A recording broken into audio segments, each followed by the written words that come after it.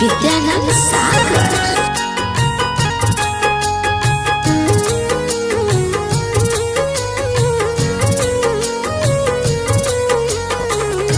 पैसा के कारण लोग के पैसा के कारण लोग के जन आप जाता हो।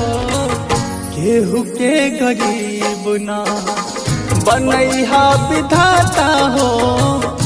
केहू के गरीब ना बनैहा विधाता हो।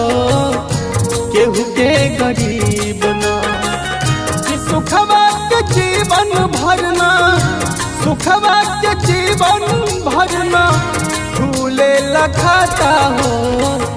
केहू के गरीब ना बनैहा विधाता हो। केहू के गरीब ना बनैहा विधाता हो। केहू के गरीब ना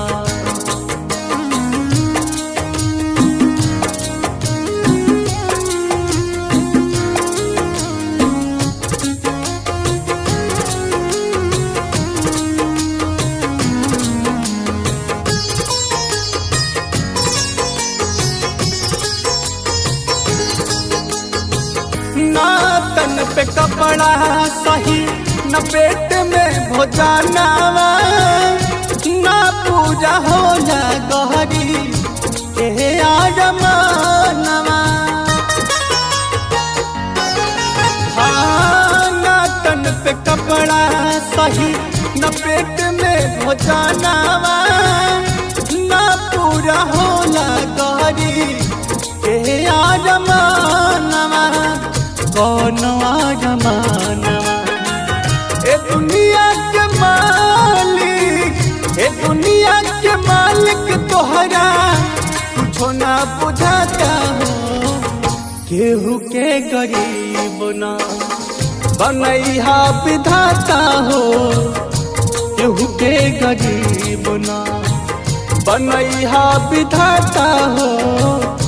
केहू के गरीब ना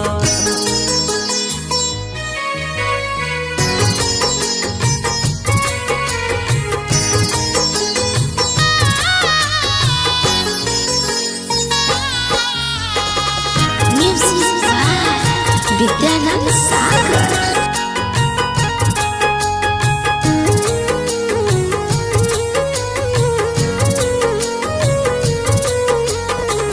केहू न पूछे हाय न कबनो गरीब के ना रिश्ता तोड़े पिंटू जे होला करीब के।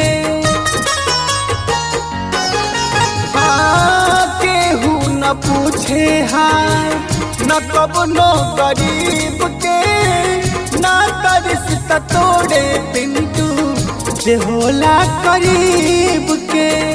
जे होला करीब के महंगाई के मार सागर महंगाई के मार सागर न सहले सहाता हो। केहू के गरीब ना बनैहा विधाता हो।